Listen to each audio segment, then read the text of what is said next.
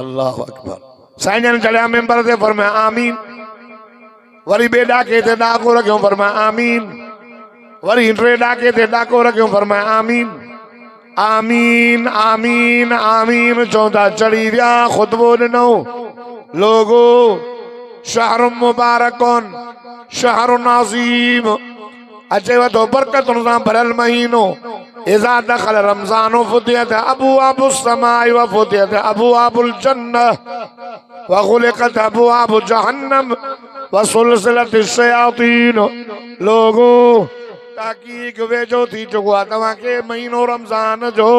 लक़द अज़ल्लकुम शहरुन अज़ीम शहरुन वॾी अज़मत वारो शहरुन मुबारकुन वॾी बरकत सां भरियल। वहुव शहरु सब्र सब्र वारो महीनो। वहुव शहरुर रहमा रहमत वारो महीनो। शहरु रमज़ान अल्लज़ी उनज़िल फ़ीहिल क़ुरआन हुदल लिन्नास व बय्यिनातिन मिनल हुदा वल फ़ुरक़ान।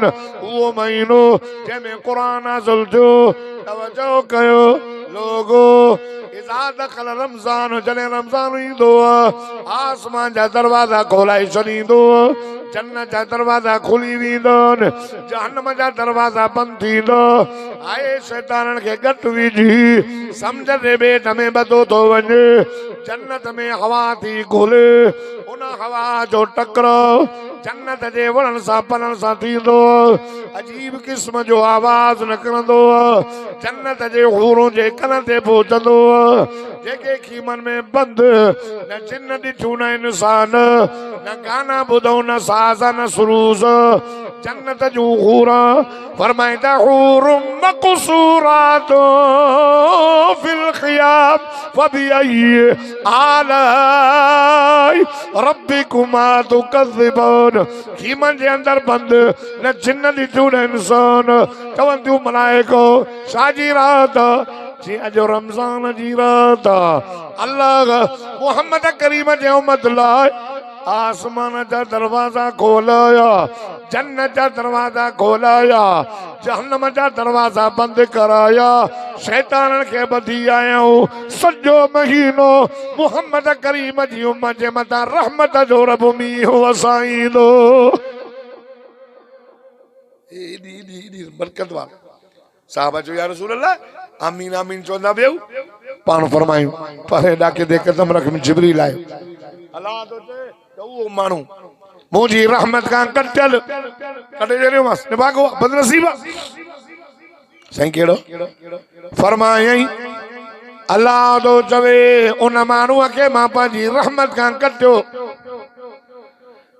जंहिं मजलिस में तो मोहम्मद जो नाम नामी इस्म गिरामी ॿुधे ऐं तुंहिंजे मथां दुरूद न पढ़े कटियल।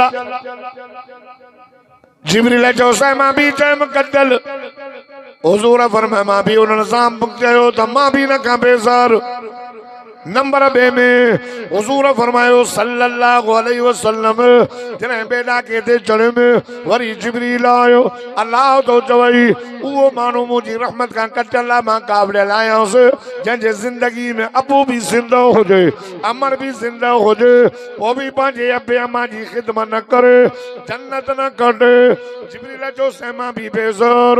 हुज़ूर फरमाया मां बि चयुमि आमीन। इन चंडे खां मां बि बेज़ार आहियां जो अबे अमा जो अदब न थो करे खिदमत न थो करे। वरी टे ॾाके ते चढ़ियुमि वरी जिबरील आयो। आए रब तो फरमाए उन माण्हूअ खां मां काबिल आहियां पंहिंजी रहमत खां कटियो थमांसि जंहिंजे ज़िंदगीअ में रमज़ान अची हलियो वञे ए जन्नत न कटे पंहिंजे रब खे न परचाए।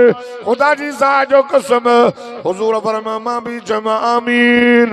यार ॻाल्हि ॿुधो मजलिस में मोहम्मद जो नालो ॿुधो त दुरूद पढ़ंदा कयो। अबू अमा जरा त ख़िदमत कयो रिज़ल रब फी रिज़ल वालिद।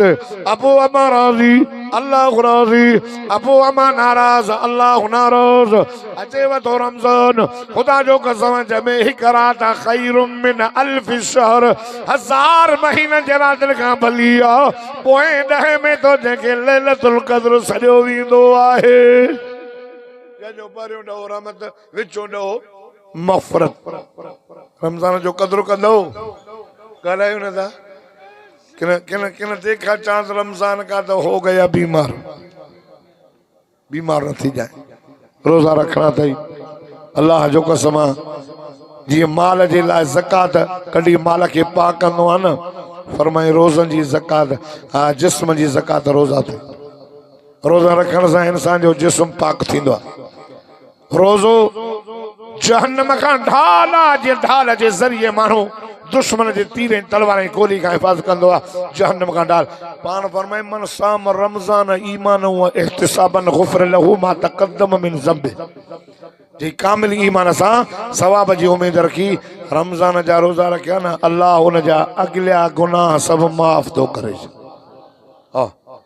ऐं हिकिड़ो रमज़ान जो रोज़ो रखे, हिकिड़ो कामिल ईमान सां अल्लाह उन बाने जो जहन्नम खां मुंहुं फेराए एॾो परे थो करे, एॾो परे थो करे जो कांव ॼमण खां वठी मरण ताईं उॾंदो रहे, उॾंदो रहे, उॾंदो रहे। कांव जी उमिरि सभिनी खां घणी थींदी आहे, तंहिंजे करे अचो थो रहमत जो महीनो ऐं रमज़ान शरीफ़ में पंहिंजे रब खे परचायो। मां दुआ थो कयां अल्लाह ताला साईं कारी इब्राहिम साहब जे मदरसे खे क़यामत आबाद फरमाए, ज़िंदगी बाक़ी